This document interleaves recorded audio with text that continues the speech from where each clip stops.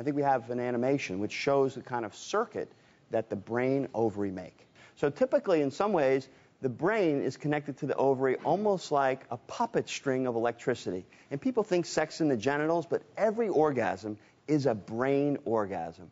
And you have to let go, and as the ovary starts to die, the brain can't get the signals anymore, so you can't really feel a dreamlike state. Because when you have an orgasm, you have to fall asleep and basically be in the world of imagination. And the circuit short circuits. So what are some of the things that you recommended to Marianne to get her feeling and looking better?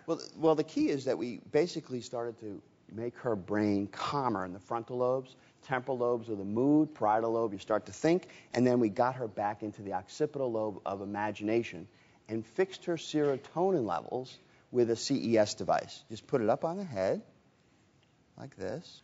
FDA approved for anxiety, depression, and insomnia. And what it does is it fixes the circuit in the brain, the alpha wave, and it sends an ocean, like a wave in an ocean, where it smooths out the sand on the beach, you smooth out your head, you connect again brain, mind, body, and electrical chemistry. In fact, we have a still of her brain chemistry change in 30 days.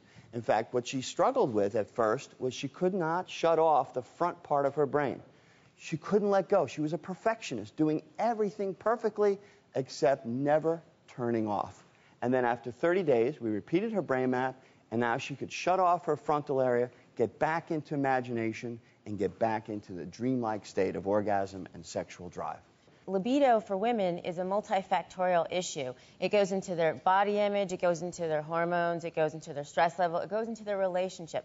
If you look at all those issues, you'll be able to solve your own problems with libido and checking your hormones as well. But whatever works for you, works for you. As you get older, everyone loses their sex drive, and you better turn back the clock or you're fading away. And you can do that with diet and exercise. You don't have to be hooked up to wires and things like that. And that's what I wanted to tell people at home, that they can do it themselves. I think Lisa's point really here is that one of the things we talked about when we read about your story is amazing progress for you, and we're really so proud of you. Right. I think Lisa's point is to anyone at home, it doesn't take thousands and thousands of dollars to make this happen. This is really about taking charge of your life, and you talked about that during the break. Taking charge of your life, eating a better diet, and I know that Dr. Braverman stressed new diet with you as well, which is a key component of this. How are things now, if we may ask, when it comes to...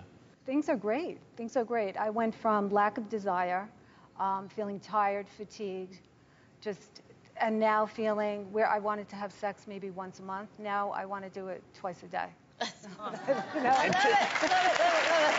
Braverman, give us some tips for people at home that they can incorporate into their own lives. Well, some of the things we use is a plant extract, integraline, which is an incredible thing to reduce leptin, a toxic hormone that makes you crave food and lose your sex drive.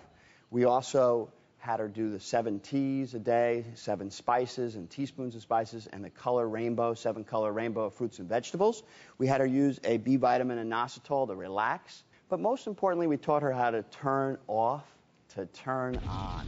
Whether it's meditation, yoga, prayer, she was able to turn on again and turn off when she was too stressed out to be a younger, sexier, thinner Marianne.